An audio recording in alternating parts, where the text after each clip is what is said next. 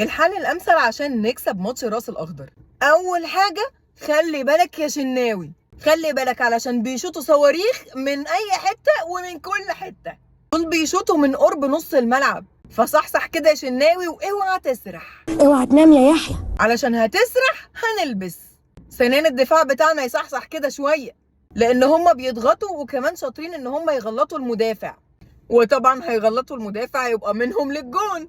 بس احنا عندنا مشكله في الدفاع، تفتكروا حلها ايه؟ انا شايفه ان فتوح ينزل مكان محمد حمدي، لان فتوح محدش بيعرف يلعب عليه وكمان مميز في التغطيه العكسيه. وياسر ابراهيم مكان حجازي، ياسر ابراهيم راجل في الملعب وبيطلع كور كتير وده اللي احنا محتاجينه. وعمر كمال عبد الواحد على وضعه زي الماتش اللي فات، وما تنزلش محمد هاني، وبكده نكون امنا نفسنا دفاعيا. نص الملعب بقى مروان حمدي مكان النني، تاني مروان حمدي مكان النني. سمان يا فيتو ما نشوفش النني في الملعب، قدامه امام وحمدي فتحي. نيجي بقى للهجوم، مصطفى محمد مهاجم، وجناح شمال مرموش، وجناح يمين زيزو.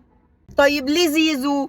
علشان عايزين حد بيرفع كويس وكمان حد بيشوط من على بعد، وزيزو مميز في الاتنين. في الشوط التاني بقى ممكن تنزل تريزيجيه، تطلع بقى ساعتها مرموش، تطلع حمدي. المهم الشوط التاني يبقى عندك تريزيجيه وما تلعبوش من الاول علشان يبقى عندك حلول. لو كنت متعادل او مغلوب لا قدر الله، تريزيجيه بينزل يعمل لك الفرق ده، ونبدا ضاغطين. وريت يعني يا ريت لو مش هنزعجكم نسجل بدري علشان نخرجهم من بره الماتش من بدري بدري، ويبقى الجيم بتاعنا واحنا اللي مسيطرين عليه. نلعب بروح ونحس ببلدنا، ونحس بالبطولة الغايبة عننا بقالها كتير، ونحس بالجمهور اللي الكورة بقت الحاجة الوحيدة اللي بتفرحه. وده آخر الكلام، سلام.